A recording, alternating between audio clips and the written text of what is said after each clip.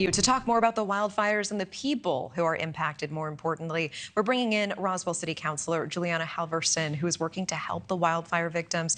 Juliana, thank you so much for joining us. And I know it is one thing to see the images, to hear the statistics about the damage. Can you tell us how things look and feel on the ground? You know, I visited with several of the evacuees yesterday, and I asked them how things were going, and they're all very worried. They're all very concerned because, you know, some of them, this is their primary home, this is their livelihood, and if they go back, they may not even have a job.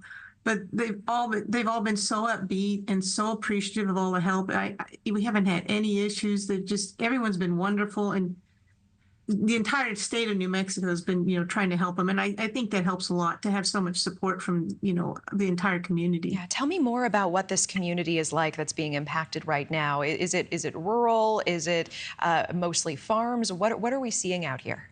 Well, there's a lot of snowbirds out there. I was talking to one couple. They actually have a fifth wheel up there that they spend 3 months of, the year just because it's cooler. It's more of a tourism community. There's a lot of skiing up there, a lot of shopping. It's just a quaint little, forest town, and it's just a bunch of wonderful people. And it is just devastating to see them go through all this pain and tragedy. Yeah. Tell me about the individuals, because I think, to your point, for people who are familiar with this area, a lot of them may think these are primarily vacation homes. You say that is not the case for all of the people impacted here. There are definitely those. not. Yeah, tell me more about that. Yeah, I'm sorry. There's a lot of people that, they work up there and they live up there, and a lot of businesses have burned down. So now they don't have a job. They may not have a home. And if they do have a home and they don't have a job, they're going to lose their home because they can no longer afford to pay for their home. So there's a lot of working people up there. The horse races are up there too. And from what I understand, the horse track is okay. But all the little tourist shops, even if they work in the tourist shop, they may not have a home to go back to.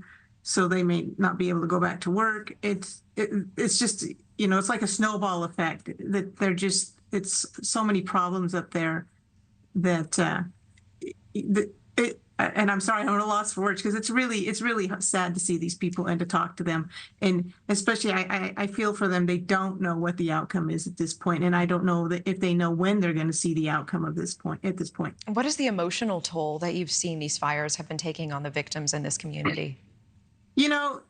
Like I said, so far, everyone's been pretty much upbeat. It's a community. And when you go to the shelters, they're all sitting together, they're playing games, they're trying to stay, upbeat. There's been a lot of prayer services, with the different churches, and just they're bringing in counseling now, and the city of Roswell's collaborating, with the state and federal government to try to bring in efforts to help support these, the groups to file insurance claims or, anything like that they need to help them through this, tragedy. Yeah, it's always at the worst times when one's entire life is, up in pieces, when you are dealing with paperwork that is impossible to understand and really difficult to navigate.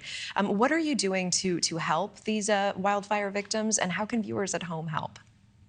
So right now, with the immediate needs for the donations, we're pretty good on food. We are overwhelmed with everything we've asked for. It's just amazing because we've gotten donations from as far as Texas and the neighboring states.